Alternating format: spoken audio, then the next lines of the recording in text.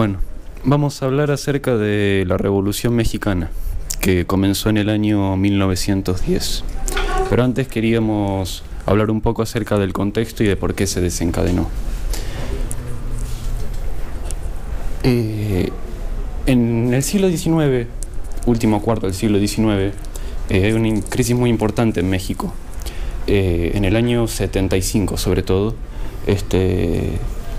parecía que las cosas iban a encaminar, pero el presidente Juárez muere y este señor, que es Porfirio Díaz, aprovecha la crisis interna para llegar al poder.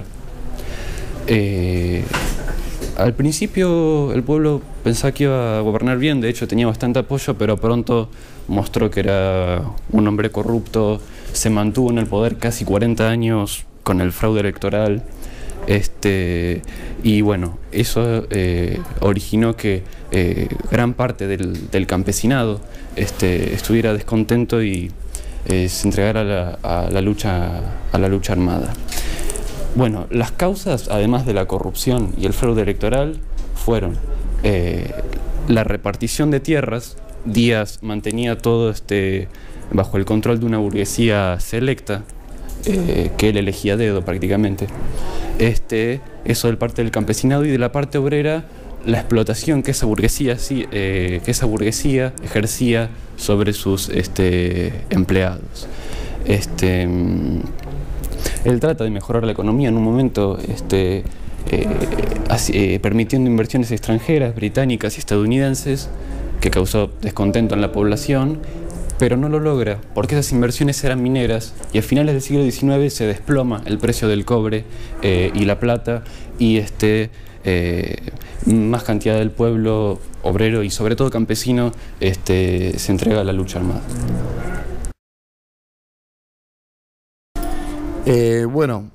¿Cuáles fueron los objetivos de la Revolución Mexicana? Fueron concretamente dos. Primero, como bien decía Joaquín, destituir del poder a Porfirio Díaz, que desde 1876 mantuvo su reelección indefinida por 7 veces. Como decía Joaquín también,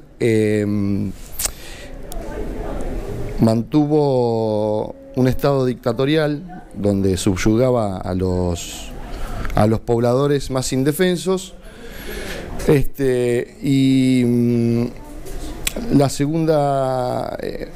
segundo objetivo de la revolución también era la restitución de las tierras a los indígenas y a los pueblos más desfavorecidos.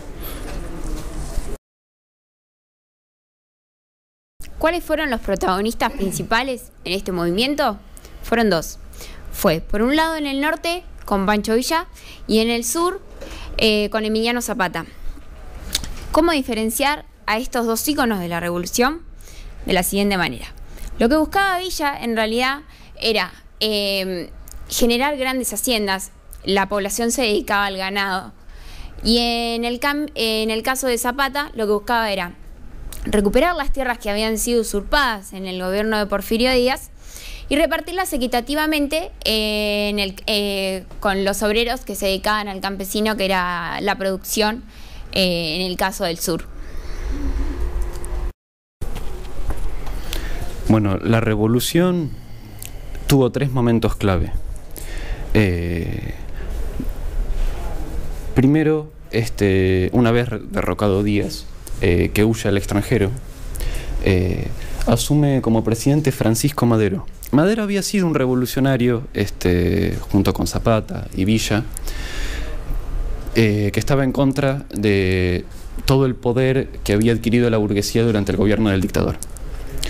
El problema es que una vez que él llega a la presidencia de México, para poder mantenerse en la presidencia, no podía quedarse solamente con lo que le había prometido al campesinado y a los obreros.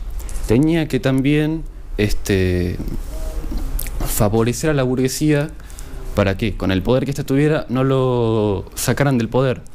Entonces, esa tensión que él tiene entre esos dos sectores totalmente opuestos, la burguesía y el campesinado, va a hacer que no termine conformando a ninguno de los dos. Zapata se indigna Zapata se indigna mucho con la postura gris, ambigua que tiene Madero, y la respuesta llega enseguida con una proclama, que es la proclama de Ayala, que es lo que lo va a convertir en un ícono y prácticamente el principal protagonista de la revolución, que tenía 3 puntos claves esta proclama. Primero, lo desconocía a Maduro como presidente totalmente. Zapata está indignado por cómo había reaccionado una vez que estaba en el poder. Eso lo llevaba, lógicamente, a continuar con la lucha armada, revolucionaria, por más que Madero en su momento había sido apoyado por los revolucionarios.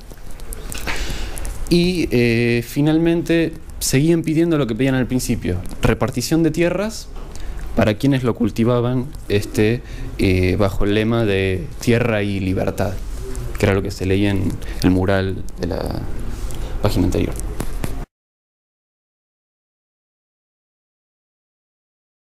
El gobierno de Victoriano Huerta, desde febrero del 1913, fue muy corto, duró hasta julio de 1914, fue también dictatorial, asumió asesinando a Madero y hasta llegó a disolver al Congreso, y en esos momentos álgidos la revolución volvió a resurgir, uniendo de nuevo al norte y al sur, tanto a Villa como a Zapata.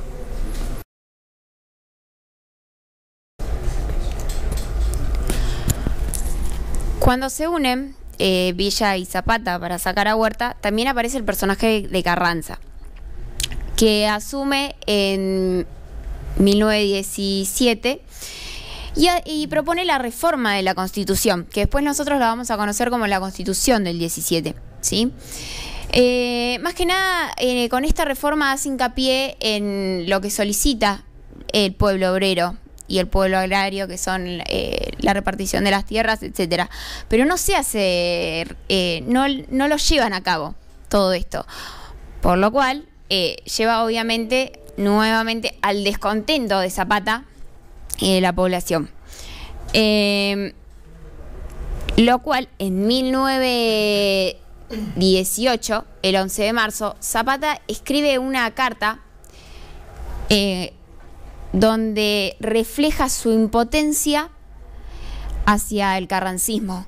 Recalca mucho, lo trata a Carranza como una persona mentirosa, una persona que daba con una mano pero sacaba con la otra, y perjudicaba muchísimo. Aparte también tenía un sistema corrupto en donde los obreros que querían seguir con la revolución para seguir reclamando sus derechos eran perseguidos y eran encarcelados injustamente. Aparte de esto, en la carta Zapata llama a toda la clase obrera, tanto campesinos como mineros, de los que trabajan en las fábricas, para que se unan, para que dejen sus diferencias de lado y todos luchar por lo mismo. Lo cual esto a Carranza estaba completamente en contra y toma determinadas medidas con respecto a este movimiento que comenzaba.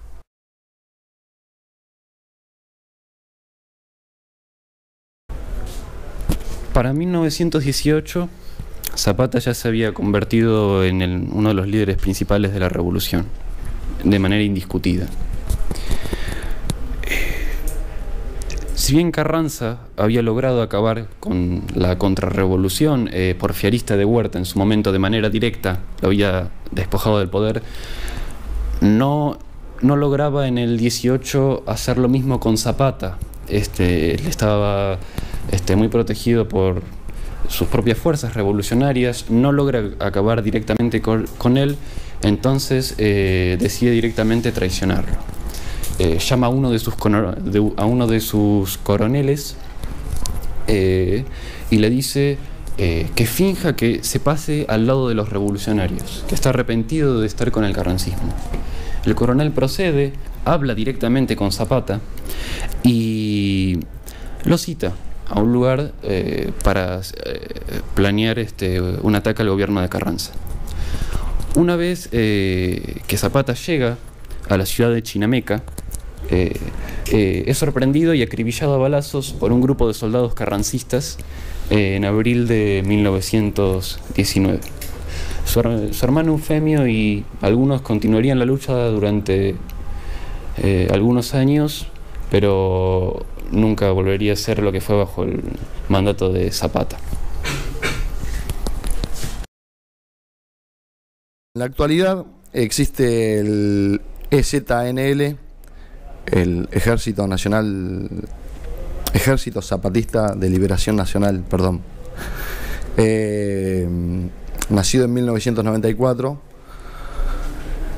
Es de corte político libertario y su estructura militar es la guerrilla. Sus objetivos principales son la lucha por la tierra, el techo, la educación, la libertad, la democracia, en fin, cosas básicas para la vida, ¿no? Su portavoz es el subcomandante Galeano, que antes del 2014 era el subcomandante Marcos, que lo habrán conocido tenía una característica de llevar el pasamontaña, con muchas habilidades literarias y para prestarse en público. Bueno, las comunidades zapatistas se caracterizan por organizar sus comunidades en forma libre y en democracia. Este año los grupos indígenas presentaron a un candidato independiente de nombre María del Jesús Patricio, que se hace llamar Marichú, que es una chamana de medicinas ancestrales.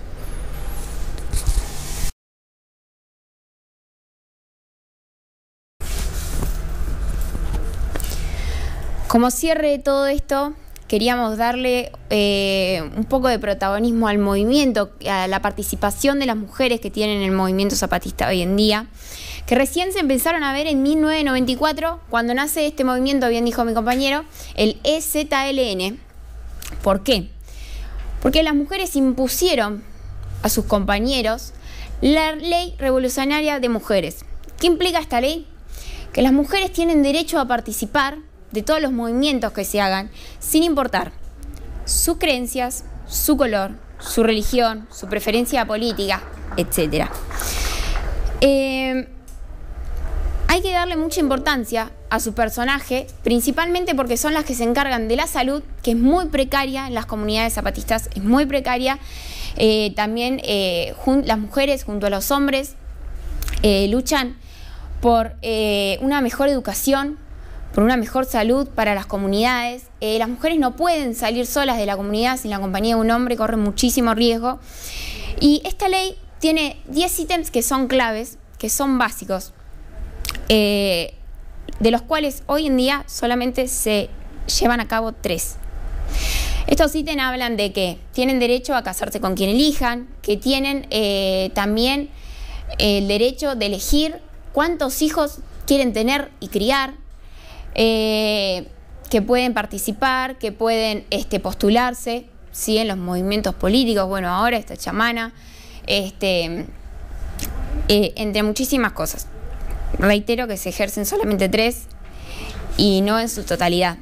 Entonces es una constante lucha que llevan estas mujeres, no solamente de este sentido, sino es que crían a los futuros revolucionarios, a las futuras cabezas de las guerrillas, y es hasta el día de hoy que no solamente lo vemos en estos lugares. Nosotros la verdad, en comparación de lo que hacen ellas todos los días, es la nada misma. Luchan, tienen 3 revoluciones que van a la par. 2 que la hacen junto a los hombres y una que es esta misma, es la más importante, en donde ellas reclaman todos sus derechos. Muchísimas gracias, chicos.